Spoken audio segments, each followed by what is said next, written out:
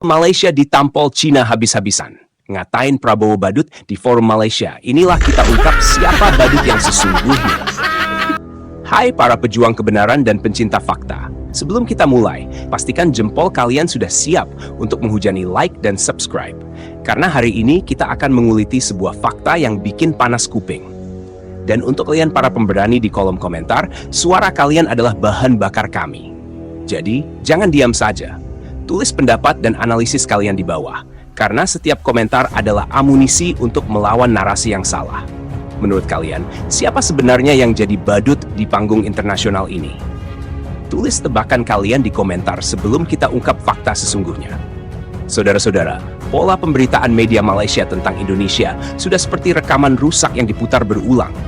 Jarang kita dengar apresiasi tulus. Yang ada justru nada merendahkan dan upaya sistematis untuk mengecilkan eksistensi Indonesia di kancah global. Lihatlah bagaimana negara-negara ASEAN lain seperti Thailand, Vietnam, atau Filipina seringkali memberikan respek. Bahkan, mereka menganggap Indonesia sebagai kakak di regional. Sementara Malaysia rasanya seperti melihat saudara yang iri hati.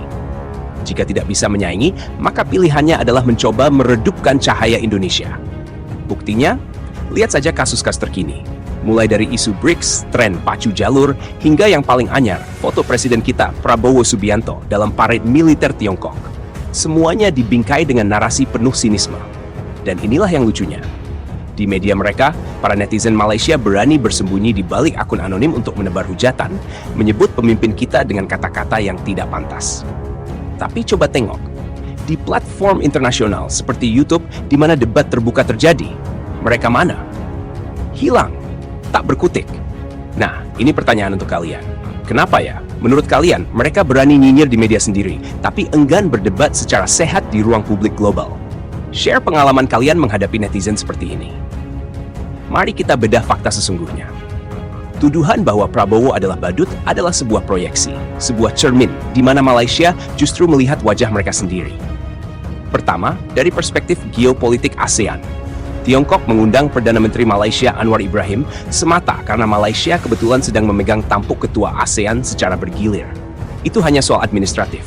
Namun, undangan untuk Presiden Indonesia, Prabowo Subianto, adalah sebuah pernyataan politik. Ini adalah cara Tiongkok menunjukkan kepada dunia tentang siapa yang benar-benar memegang pengaruh nyata dan bobot strategis di Asia Tenggara. Jakarta, bukan Kuala Lumpur.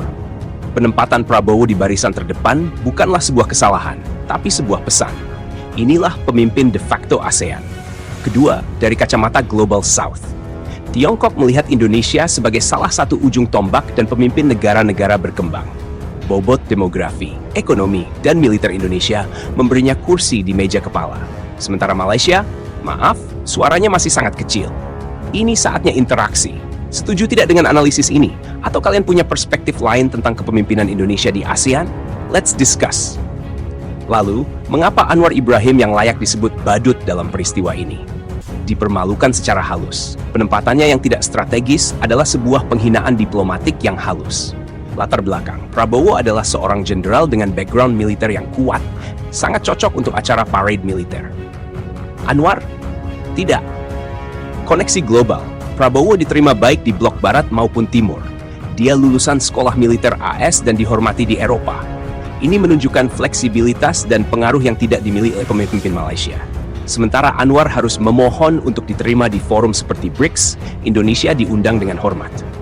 Perbedaannya sangat jelas. Jadi, saudara-saudaraku, kesimpulannya sudah jelas. Siapa yang sebenarnya menjadi badut yang ditertawakan dalam forum internasional? Jawabannya ada pada yang tidak dianggap, yang datang tanpa bobot, dan yang hanya jadi pelengkap penderita. Fakta berbicara lebih nyaring daripada hujatan netizen yang insecure. Indonesia berdiri tegak dengan wibawanya sendiri, diakui oleh kekuatan dunia manapun.